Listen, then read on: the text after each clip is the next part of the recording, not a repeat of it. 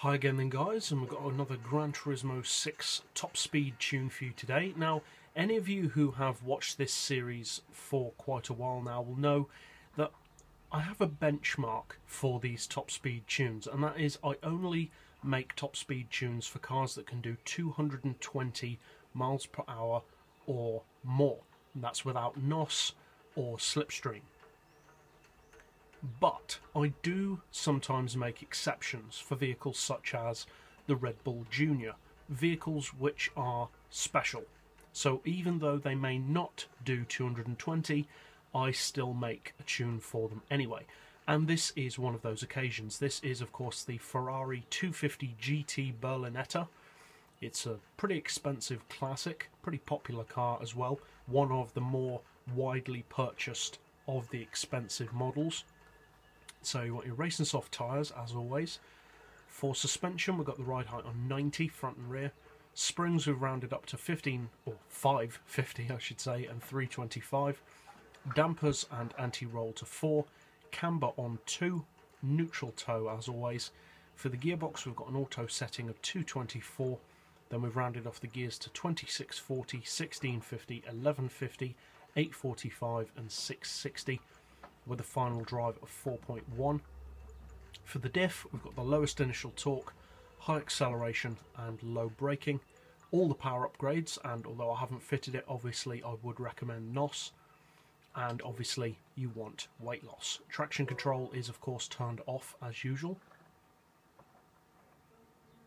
And so, like I said, this is slower than the benchmark that I have set to make tunes for.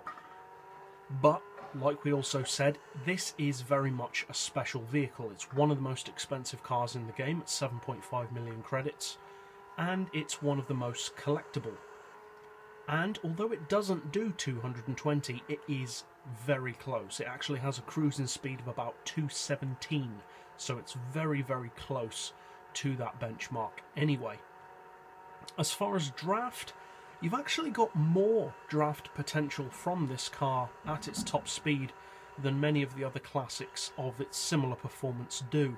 Most of the tunes that I make for the classic cars have to be quite close to the red line to really get the best top speed out of them. With this car it's a bit better. You do have a bit more draft potential with this particular model.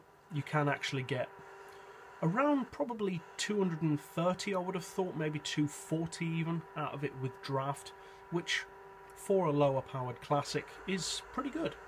Now obviously it's not the kind of car that most people would bring out in a top speed race, so this tune is more just a tune for when you're using this car on a high speed track, so more like something like Le Sarthe or the Nürburgring Straight, just so that you've got that speed when you need it, but don't necessarily plan on using it for slipstreaming. Now, as I said, it does have some slipstream potential. You should be able to quite easily slipstream this car up to about 230, maybe 240, and it handles its performance pretty well. I think if you take it much higher than that with draft, the car will start to weave because it is pretty light. So if you do plan on using it for higher speed slipstreaming, you do want to increase the camber a little bit more, maybe even add a bit of ballast. But at the moment it handles pretty well. It doesn't weave at all.